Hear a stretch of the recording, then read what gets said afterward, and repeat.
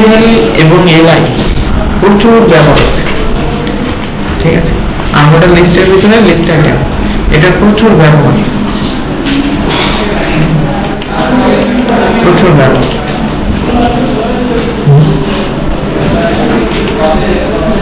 এরকম নর্মাল বাইরে রয়েছে, সেটা নিয়ে আসলে এই যে ফোল্ডার, মনে করেন এখানে আপনার ফাইলটা আছে, এখানে এটা আমাদের ফাইল, আর ছবিটা মনে করেন ইমেজ নামে একটা ফোল্ডারের ভিতরে। এই ফোল্ডারের ভিতর থেকে মনে করেন আপনার এই ইমেজটা আপনি শো করাতে যাচ্ছেন, তখন আপনি কিভাবে দিবেন? এখানে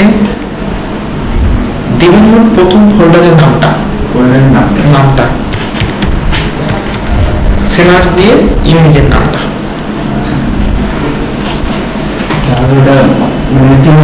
হ্যাঁ। যদি ফোল্ডার থাকে তাহলে ফোল্ডারের নামটা আগে লিখতে হবে, তারপর হচ্ছে ইমেজের নাম এই দেবে।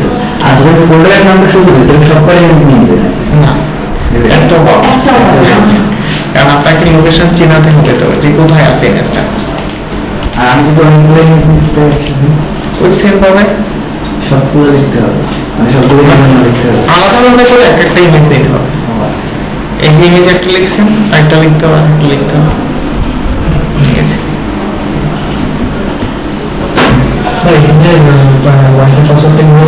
হ্যাঁ হ্যাঁ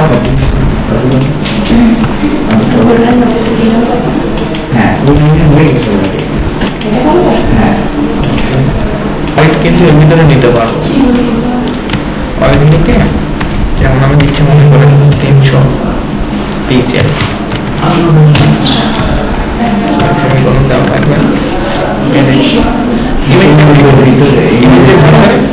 ভিতরে পয়েন্টটা দিয়ে দিচ্ছি,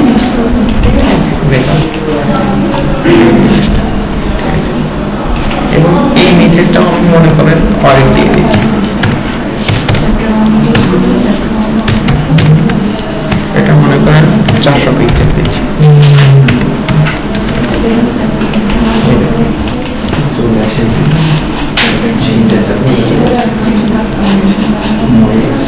এখন এই দুটো ইমেজ কি পাশাপাশি না? আমরা যদি একটাকে নিচে আনতে চাই, তাহলে আমরা এখানে বিআর, মানে সিঙ্গেল লাইন ব্রেকের জন্য আমরা বিআর দিই। যদি দুইটা বিআর দিই, তাহলে দুইটা লাইন ব্রেক হবে, একটা লাইন ব্রেকের জন্য একটা বিআর।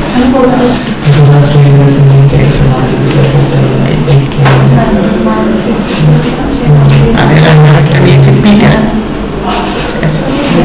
পিটার প্যারাগ্রাফ, জাস্ট প্যারাগ্রাফটা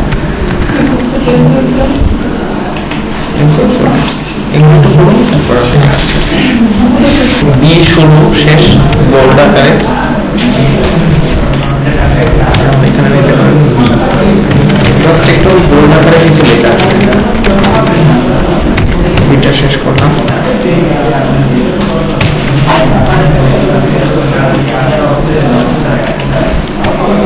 এখন দিতে পারেন আরেকটা হলো ইটালি, একটু দেখা আকারে হবে ইটালি, জাস্ট অরিজিনাল আসে। আরেকটা আছে ইউ, আন্ডারলাইন হিসেবে আসে,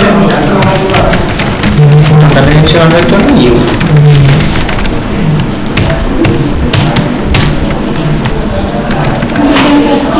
হ্যাঁ, বিটা টেক্সট একটু বোল্ড আসবে, মানে মোটা আসবে, এই দেখেন একটু মোটা, আইটা হলো একটু ব্যাকা, আর হলো ইউটা হলো আন্ডারলাইন হিসাবে, তিনটা তিন ধরনের। এখানে প্রত্যেকটা লাইনে পরের লাইনে আসার জন্য একটা করে বিআর ব্যবহার করতে পারেন।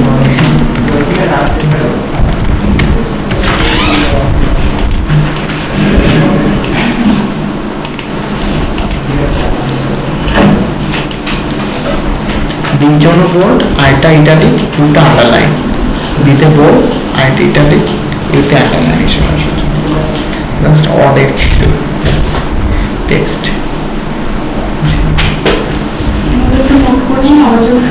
হ্যাঁ হ্যাঁ,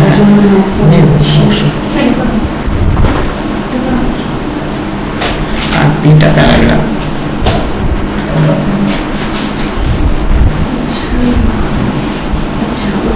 ও আচ্ছা, আমি উপরে আমি নোটপ্যাডের ভিতরে তিনটা তো ওখানে কি আর লিখে নি বলে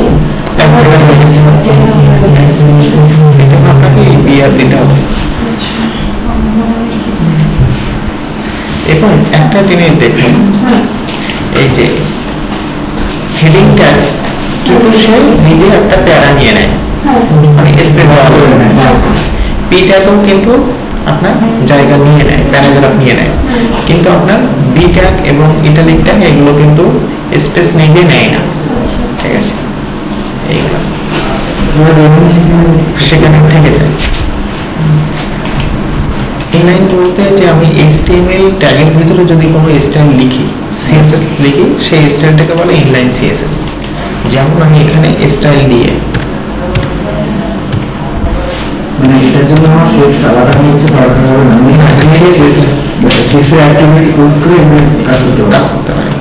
ঠিক আছে, কিন্তু ব্যাপার হলো ওটা এলিমেন্ট বলে, CSS এলিমেন্ট। এখন এখানে আপনি মনে করেন দিচ্ছি কালার, কালার দিয়ে দিচ্ছি মনে করেন রেড একটা কালার। এটা আউটপুট দেখি, এই যে আমার বলেন HTML ট্যাগের ভিতর আমি যদি CSS এই যে CSS টা লিখছি এটাকে বলে ইনলাইন CSS। আচ্ছা আমরা ওয়েবসাইটে কখনো ইনলাইন CSS ব্যবহার করব না, জাস্ট একটু জানার জন্য। এটা ব্যবহার করা ক্ষতি, এটা হচ্ছে বিশেষ করে এসইওর জন্য খুব প্রবলেম হয়। এসইও প্রবলেম হিসাবে এটাকে ধরে মানে ধরবে, মানে ডেভেলপারের প্রবলেম নাকি ইন্ডেক্সিং প্রবলেম, মানে গুগল আপনাকে চিনবে না পেজগুলো। ঠিক আছে, এই জন্য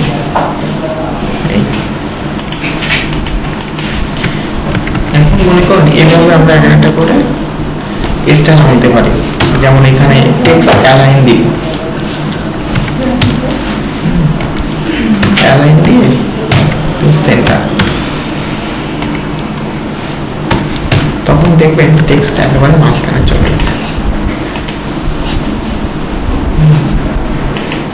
এখন এটা না করে আমরা এখানে হেডের ভিতরে সকল ধরনের লিঙ্ক হয়ে থাকে, হেডের ভিতরে সকল ধরনের স্টাইল হোক বা যত ধরনের CSS আছে সকল CSS লিঙ্কগুলো হেডের ভিতরে হয়ে থাকে।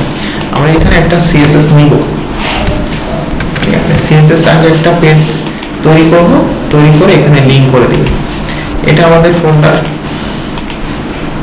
এটা আমাদের এই যে দিলাম।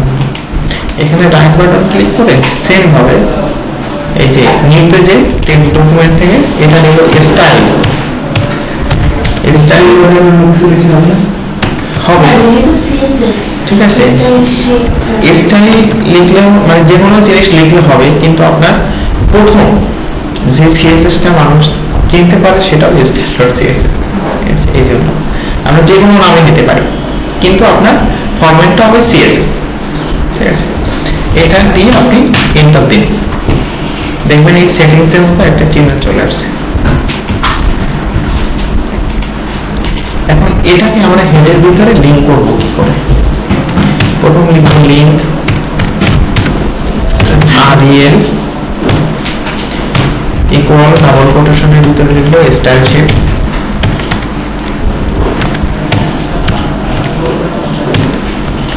তারপর দিব টাইপ।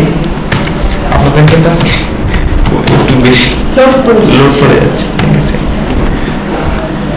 টাইপের ভিতর দেব টেক্সট অফলেট CSS। এখনো পর্যন্ত কিন্তু আমরা ওটাকে লিংক করিনি, লিংকটা করার জন্য দেবো href। এবার ইকুয়াল দিয়ে ডাবল কোটেশন দিয়ে শেষ করে আমাদের ওইটার নাম কি দেখেন style.css। ঠিক আছে, এটা লিখতে হবে .css। এবার সেভ করে দেন। এই যে লিংক rel style.css,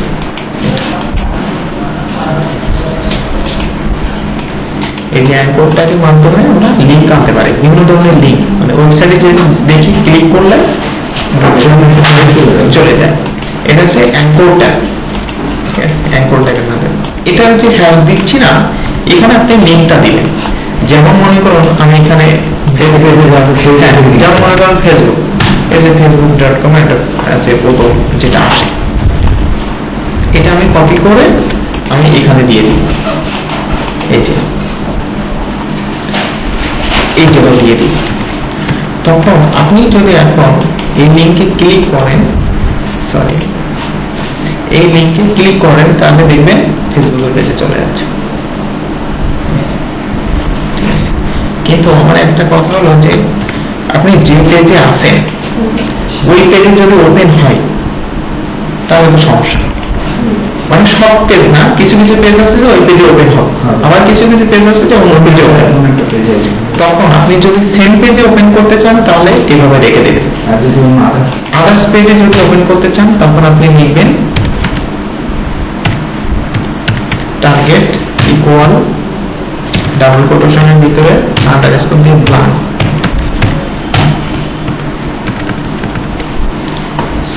এবার আপনি এটাকে রিলোড দিন, দিয়ে এটা ক্লিক করলে একটু খেয়াল করুন, এই দেখেন একটা ট্যাব নিয়ে নিচ্ছি।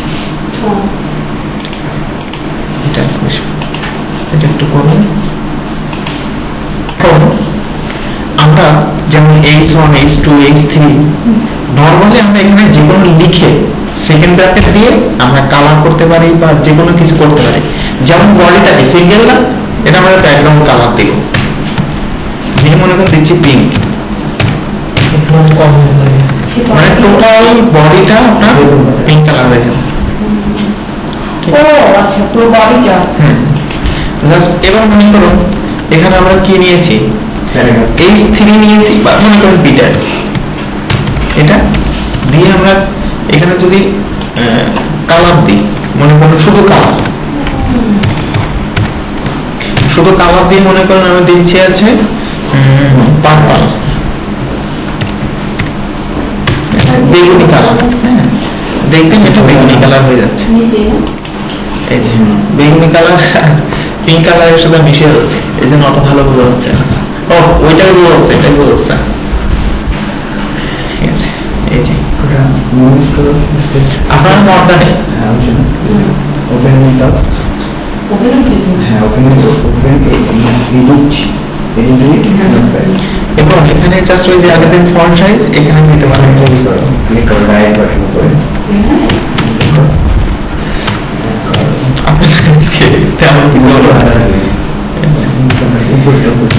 আসলে রিপোর্ট মনে করেন ডিভিশন এই দেখেন এখানে ফন্ট সাইজও দিয়ে বাড়িয়ে দিয়েছি।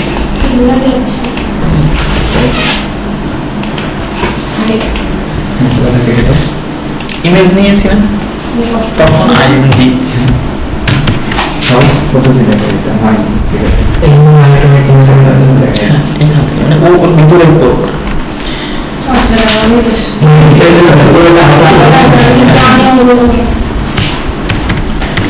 তাহলে ভুল হবে বড় দিব ইমেজের সাইডে। আপনার কিছু সিলেবাস মানে জানি পাবেন অ্যাটেন্ডেন্স আমাদের অ্যাটেন্ডেন্স শিখতেছেন না স্যার, শুরু থেকে অ্যাটেন্ডেন্স হয় না আজকে 4টা ক্লাস। আচ্ছা সলিড না দিলে আসে না, এটা কারণ কি? সলিড দিতে পারেন আপনি, ডটও দিতে পারেন। ডট দিলে এগুলো কাটা কাটা। সিলেবাস 1 তারিখ থেকে সলিডটা হলো ফিল কালার, মানে ফিল কালার, আর ডট দিলে আপনার কাটা কাটা যেটা আসে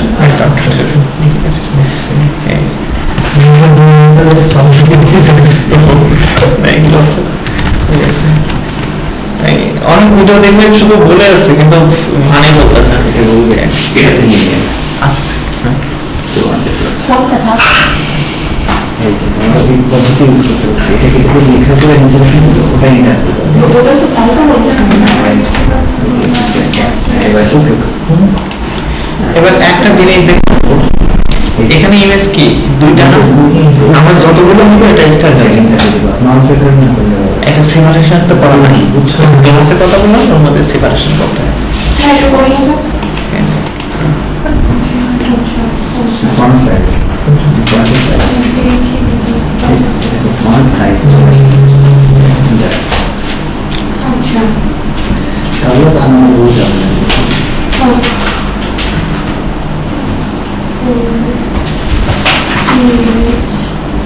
বাইরের অনেক ওই করতে হচ্ছে আমাদের জন্য। ওটা পেয়ে গেছে।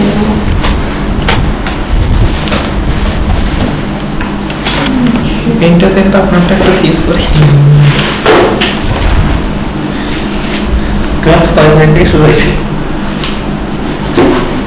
সোমবার দিন কত তারিখ তো মনে নেই। সোমবার অনেক দেখেছি আসছিল আমার তো বলা হয় না দুইজনাই ছিল যাই হোক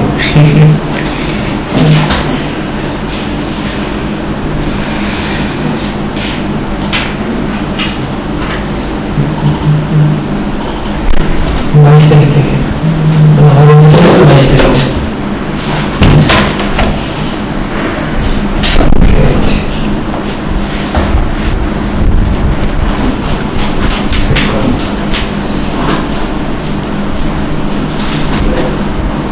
সোমবার 22, 24, 26, 28 বৃষ্টি হয়েছে আমার এই বডি কালার বাদে দিয়েছি শেষে অনেক মনে আছে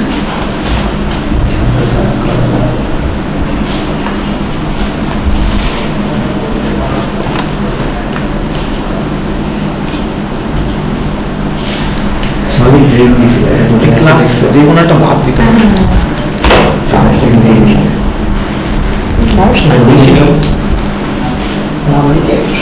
যদি পেন না থাকে এই ট্যাগটা এখানে নিয়েছি এটা চিনেছি আমরা একটা কাজ করার পরে কি করছি বর্ডার নিয়েছি এগুলো চাপ দিয়েছি এগুলো দেখতে মজা লাগতেছে কিন্তু পাই না আচ্ছা বর্ডার এবার টু পিক্সেল আছে ওই যেটা বর্ডার নিয়েছি Thickness টা, পুরোটা। টু পিক্সেল আর সলিড হচ্ছে